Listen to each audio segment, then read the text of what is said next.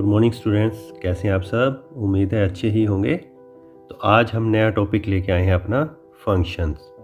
बहुत ही important topic है क्योंकि ये जो फंक्शन है ये हम +1 में तो करेंगे साथ में +2 में भी आपका फर्स्ट चैप्टर होगा।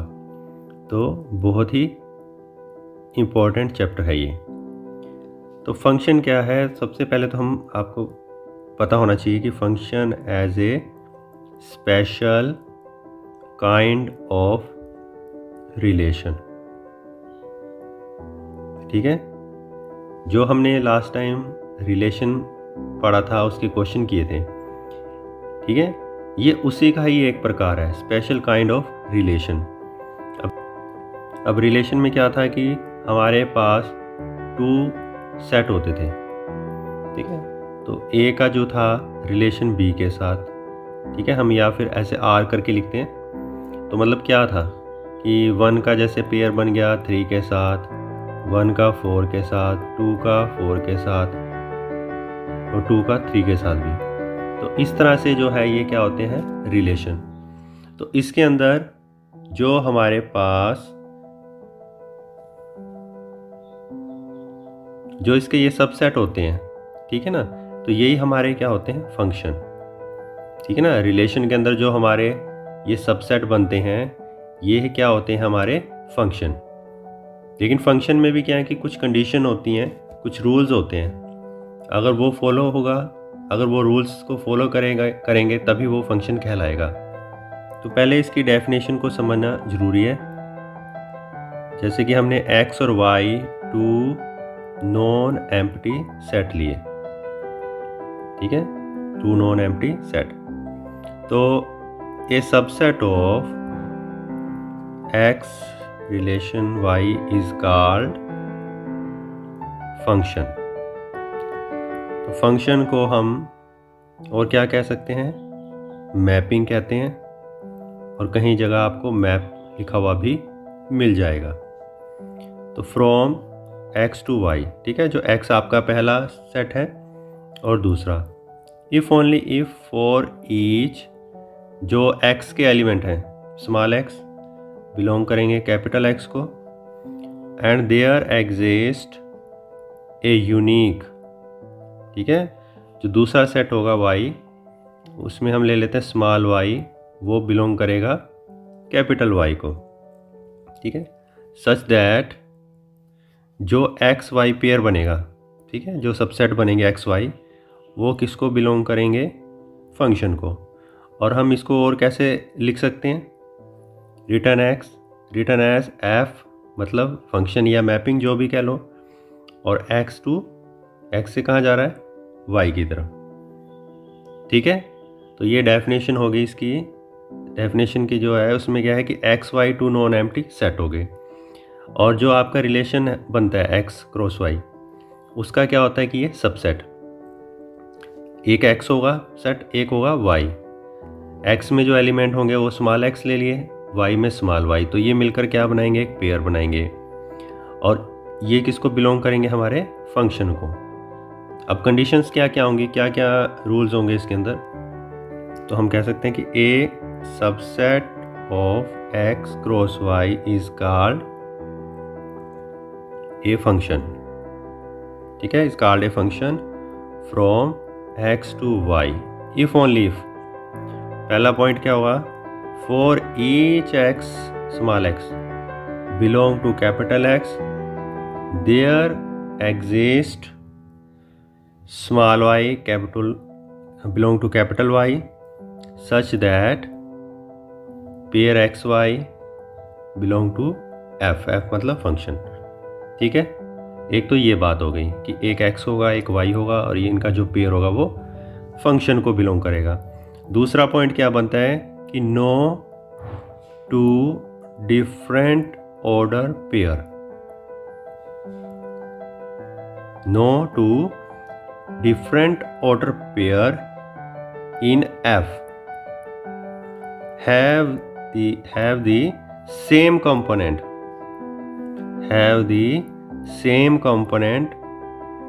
same first component, ठीक है, f have the same first component, मतलब इस तरह का नहीं आपको नज़र आना चाहिए जैसे 1,2 कर दिया मैंने और 1,3, मतलब जो आपका पहला है एलिमेंट वो सेम नहीं होना चाहिए।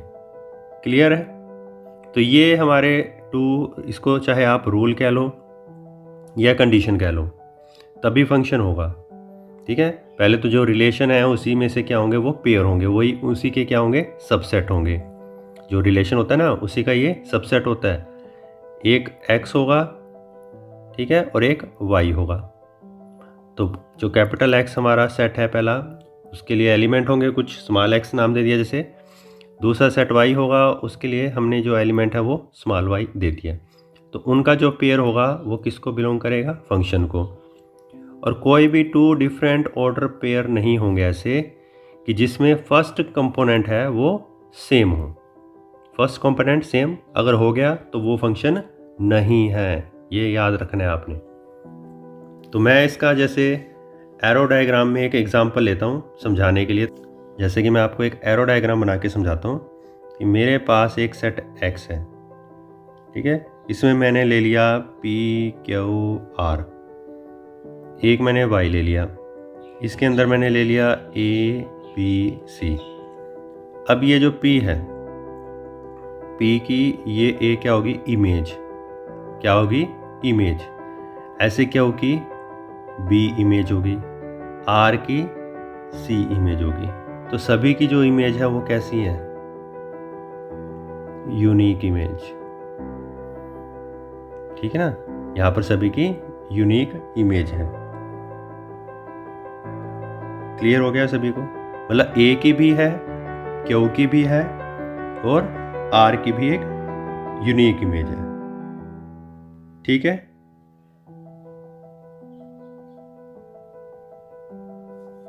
ऐसा ही एक और एग्जांपल लेते हैं हम। जैसे कि मैंने यहाँ पर ले लिया P Q R, इधर मैं ले लेता हूँ A B C D। ठीक है, तो यहाँ पर मैंने जैसे कि P के लिए इमेज ले ली A, Q के लिए भी इमेज ले ली A, R के लिए मैंने इमेज ले ली B। तो P की कितनी इमेज है, यूनिक 1। ठीक है, P की जो इमेज बन रही है वो क्या बन रही है, A। Q की भी क्या इमेज बन रही है, A। R की भी क्या इमेज बन रही है, B, एक। मतलब सभी की एक एक क्या है, यूनिक इमेज है। तो ये क्या हो गया, फंक्शन हो गया। ठीक है, अब हम लेते हैं नॉट ए फंक्शन, मतलब जो फंक्शन नहीं होंगे वो उनके एग्जाम्पल लेते हैं। जैसे मैं पहला एग्जाम्पल लेता हूँ, एक सेट x ले लिया, दूसरा y। तो पहले में मैंने ले लिया जैसे कि p q r, दूसरे में मैं ले लेता हूँ a b c और d। ठीक है, तो मैंने ये ले लिया एक सेट। अब यहाँ पर क्या है कि p की मैंने इमेज ले ली a और p की एक और इमेज ले ली मैंने b, q की इमेज ले ली c, r की ले ली मैंने d। अब p की जो इमेज है वो a भी है और b भी है, लेकिन डेफिनेशन क्या कहती है, यूनिक इमेज। डेफिनेशन क्या कहती है कि यूनिक इमेज। अब p की यहाँ पर कितनी इमेज होगी, 2 होगी। ठीक है ना, लेकिन होनी कितनी चाहिए, यूनिक। यूनिक का मतलब क्या होता है, 1 इमेज होनी चाहिए। तो ये फंक्शन नहीं है। आ रही है बात समझ में?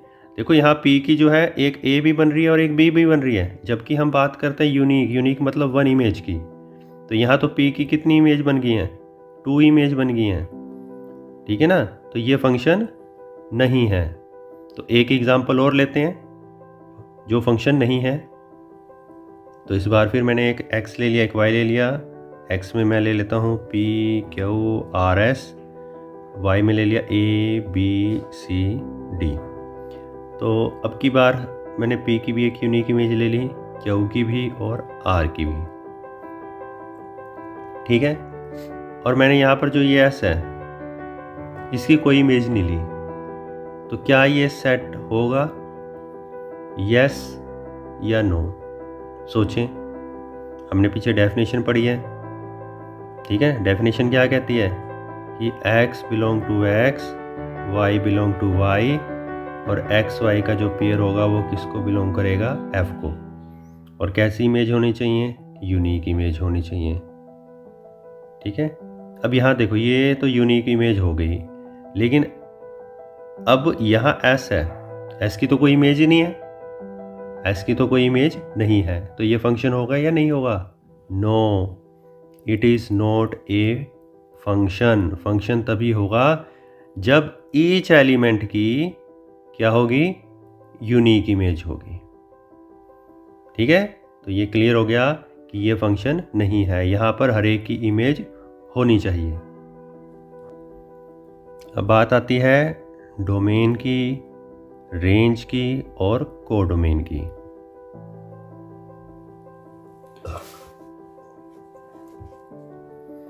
तो मैंने एक फंक्शन ले लिया 2 4 6 और इधर मैंने ले लिया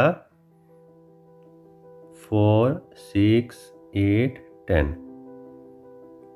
तो 2 की इमेज, 4 की इमेज और 6 की इमेज। तो यहाँ पर डोमेन क्या होंगे, जो हमारा x है पहला सेट। ठीक है, ये तो हमारी होगी डोमेन। और रेंज क्या होगी, जो y के अंदर इमेज बन रही हैं 4 6 8। और कोडोमेन क्या होगा, बताएं शाबाश, हमने लास्ट लेक्चर में किया था। कोडोमेन होता है कि जो हमारा ये दूसरा सेट होता है, इसमें जितने भी एलिमेंट होते हैं हमारे, ये क्या होते हैं, कोडोमेन। ठीक है, और अगर हम इसमें एक इमेज की बात करें तो y के अंदर जो ये हमारे हैं 6 8 4 6 8, ये क्या होगी, इमेज। और इनके लिए 2 4 6 क्या होंगी, प्री इमेज।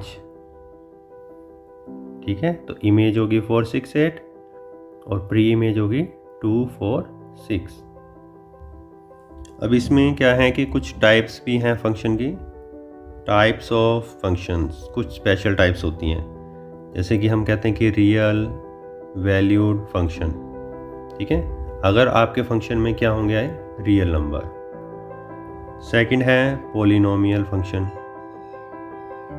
तो पॉलिनोमियल जैसे कि ax प्लस बी, ठीक है, और ax square plus bx plus c, इस टाइप से जो पॉलिनोमियल्स होती हैं, ठीक है, इस टाइप की जो होती हैं वो पॉलिनोमियल्स होते हैं जिसमें कोई वेरिएबल होता है। जैसे यहाँ पर x क्या है, वेरिएबल है, तो ये भी क्या है, पॉलिनोमियल फंक्शन। थर्ड हम लेते हैं इसमें रेशनल। रेशनल में आपको पता है भी जो होती हैं पी एक्स अपॉन में क्यू एक्स, मतलब ऊपर जैसे x प्लस 1 ले लिया, नीचे मैंने कोई क्वाड्रेटिक इक्वेशन ले ली।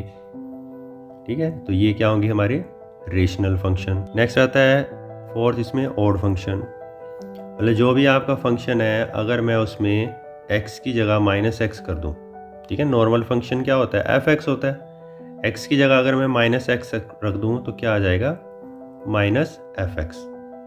तो अगर ये चीज़ को फॉलो करता है आपका जो भी कोई भी आपके पास पॉलिनोमियल है या कुछ भी है, कोई भी इक्वेशन है जैसे, तो अगर मैं उसमें x की जगह माइनस एक्स रखता हूँ और उसमें से माइनस कॉमन आ जाता है, तो वो क्या होगा, ऑड फंक्शन। और इवन फंक्शन के अंदर क्या होगा कि अगर मैं x की जगह माइनस एक्स रखता हूँ तब भी वो f(x) के इक्वल होगा, मतलब कोई भी फ़र्क नहीं पड़ेगा। वैसे तो आपको पता चल जाएगा, जैसे कि मान लो अगर मैं कहूँ कि x प्लस 1, अगर x की पावर ओड है तो वो कौन सा फंक्शन हो जाएगा, ओड। अब मैं एक और एग्जांपल लेता हूँ, x की 6 प्लस x की 4 प्लस x की 2। अब यहाँ x की पावर क्या है, इवन है, तो जब मैं माइनस रखूँगा तो इससे कोई फ़र्क नहीं पड़ेगा, क्योंकि माइनस की पावर इवन क्या होती है, प्लस, तो वो क्या होंगे हमारे इवन फंक्शन। तो आप इनकी पावर से भी बता सकते हो कि ओड है या इवन। तो हमारी एक्सरसाइज है आगे 2.3। तो इससे रिलेटेड हम कुछ क्वेश्चन, कुछ एग्जांपल करते हैं। जैसे कि मान लो मैंने क्वेश्चन लिया, हमें f(x) दिया हुआ है 2x प्लस 1 और हमें कहता है find the range of its domain. ठीक है, डोमेन क्या दिया हुआ यहाँ पर, -1, 2, 3, और साथ में कहता है कि फाइंड द फंक्शन, फंक्शन भी बताएं। तो सॉल्यूशन सबसे पहले तो देखें आपको f(x) दिया हुआ है 2x + 1। तो मैं क्या करता हूँ कि बारी बारी से जो मेरा डोमेन है -1, 2 और 3, इसको मैं f(x) के अंदर रखता हूँ। -1 रखा, फिर 2 रखा और फिर 3 रखा। तो आपके पास वैल्यू क्या आ गई? देखिए -2 + 1 -1, 2 2 ज़ा 4 + 1 5, 2 3 ज़ा 6 + 7। तो ये आपकी जो वैल्यू रखने पर, डोमेन की वैल्यू रखने पर जो आई वो क्या आई आपकी? रेंज। तो रेंज आ गई -1, 5 और 7। अब बात आती है फंक्शन की। तो फंक्शन क्या होगा? -1 रखने पर क्या आ गया? -1, 2 रखने पर आ गया इसमें 5, 3 रखने पर आ गया 7। ठीक है, तो ये हमने क्या बना दिया? फंक्शन। मतलब जो वैल्यू रखने पर आई डोमेन की वो तो क्या आ गई आपकी? रेंज। और जब हमने इनको पेयर की फॉर्म में लिख दिया तो वो क्या बन गया? फंक्शन। अब इसमें एक क्वेश्चन आता है, कहते हैं कि पॉइंट आउट करें विच इज इवन और ऑड फंक्शन। ठीक है, कौन सा इवन है, कौन सा ऑड है। जैसे इसमें पहला पार्ट है f(x) = 3x³ - 4x। तो इसके लिए हमें क्या करना पड़ेगा? x की जगह -x रखना पड़ेगा। तो मैंने x की जगह -x रख दिया। तो माइनस का क्यूब माइनस ही होता है, 3x³ - 4x। तो माइनस कॉमन ले लिया मैंने, 3x³ - 4x। और ये क्या है हमारा? f(x). ठीक है, तो हमने x की जगह -x रखा, सोल्व करने के बाद -f(x) आ गया। तो ये कौन सा फंक्शन हो गया? Odd function. ठीक है, तो ये फर्स्ट पार्ट था। अब हम इसका एक और पार्ट करते हैं, सेकंड पार्ट। सेकंड पार्ट में हमें फंक्शन दिया हुआ है x⁴ + 5x² - 6। तो मैंने क्या किया? x की जगह -x रख दिया। तो माइनस की पावर इवन प्लस होती हैं, तो ये दोनों ही प्लस हो गई। तो f की जगह -x रखने पर जो हमारा फंक्शन है वो किसके इक्वल आ गया? f(x) के इक्वल ही आ गया। ठीक है ना, x की जगह मैंने -x रखा, तो सोल्व करने के बाद फंक्शन f(x) के इक्वल आ गया। तो ये कौन सा फंक्शन होता है? Even function. तो एक्सरसाइज 2.3 के अंदर हमारे पास सेकंड का सेकंड पार्ट है, y = 9 - x² का स्क्वायर रूट। इसमें निकालना क्या है पहले तो वो देखें कि इसमें हमें डोमेन और रेंज बतानी है। अब y की जो वैल्यू होगी, y will have real value. ठीक है, इसकी वैल्यू रियल होगी। रियल मतलब 9 - x² जो है वो > 0। क्योंकि अगर ये नेगेटिव हो गया, नेगेटिव का मतलब इमेजिन नंबर, लेकिन ये हमेशा क्या होनी चाहिए? आपकी रियल वैल्यू होनी चाहिए। तो 9 - x² > 0। मैं क्या करता हूँ कि दोनों तरफ मल्टीप्लाई कर देता हूँ -1 से। x² पॉजिटिव हो गया, 9 नेगेटिव हो गया, और जो बीच वाला साइन है वो चेंज हो गया। तो x² - 9 को मैंने लिख लिया 3 का स्क्वायर <= 0।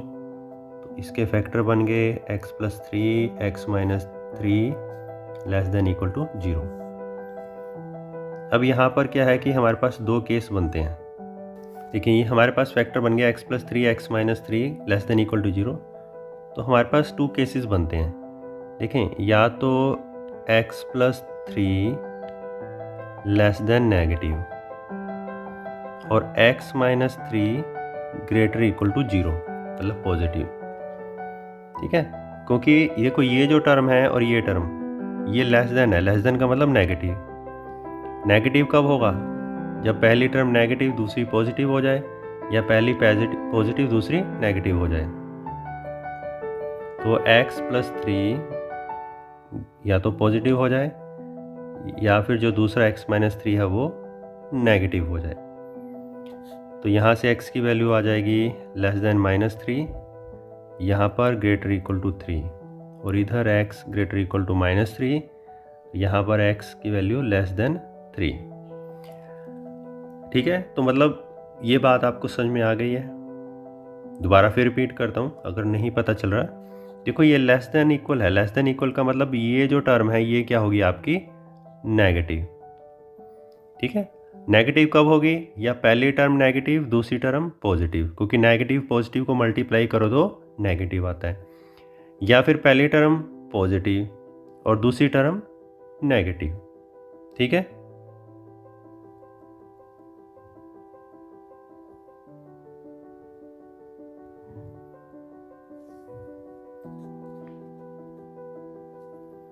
अब हम क्या करेंगे कि कौन सी वैल्यू आएगी, हम नंबर लाइन लेते हैं। नंबर लाइन में 0 हो गया, इधर -3, इधर +3।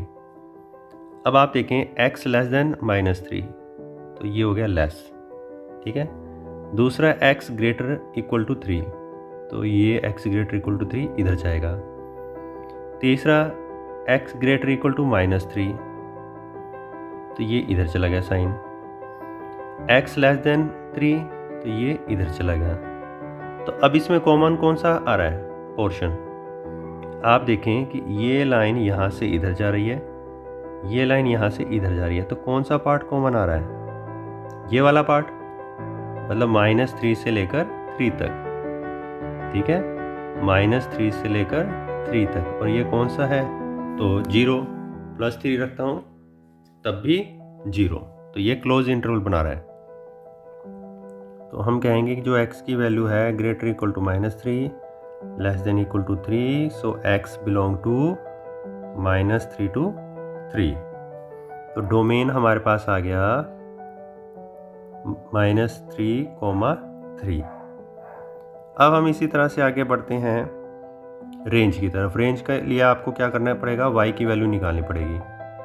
तो y² की वैल्यू 9 - x², x² इधर आ गया 9 - y², x की वैल्यू आ गई +-9 - y² का स्क्वायर रूट। ठीक है, तो यहाँ पर भी बिल्कुल सेम 9 - y² को रियल होना पड़ेगा, यानी कि ग्रेटर इक्वल टू 0। माइनस से मल्टीप्लाई किया दोनों तरफ, बिल्कुल जैसे हमने x के लिए किया था, बिल्कुल वैसे ही यहाँ पर। फिर y² -9 के फैक्टर बन गए y +3, y -3 less than equal to 0। तो यहाँ पर जो y की वैल्यू है -3 से ग्रेटर और लेस देन इक्वल टू 3, मतलब y किसको बिलोंग करेगा, -3, 3। ठीक है, बट y की जो वैल्यू है 9 - x², ये क्या होनी चाहिए, ग्रेटर इक्वल टू 0। ठीक है, और x किसको बिलोंग कर रहा है, -3, 3। ठीक है, तो y attains only non negative value. ठीक है, बात क्लियर हो रही है आपको। यहाँ पर जो y की वैल्यू है वो क्या है, 9 - x² ग्रेटर इक्वल टू 0, मतलब जो भी वैल्यू y की आएगी वो क्या आएगी, पॉजिटिव वैल्यू आएगी। तो हमने y की वैल्यू क्या निकाली है, -3, 3। -3, 3 के बीच में, मतलब -3, -2, -1, 0, 1, 2 एंड 3। एक तरह से हमने ये y की वैल्यू निकाली है। अब y की वैल्यू नेगेटिव तो चलेगी नहीं, कौन सी चलेगी, 0 और पॉजिटिव।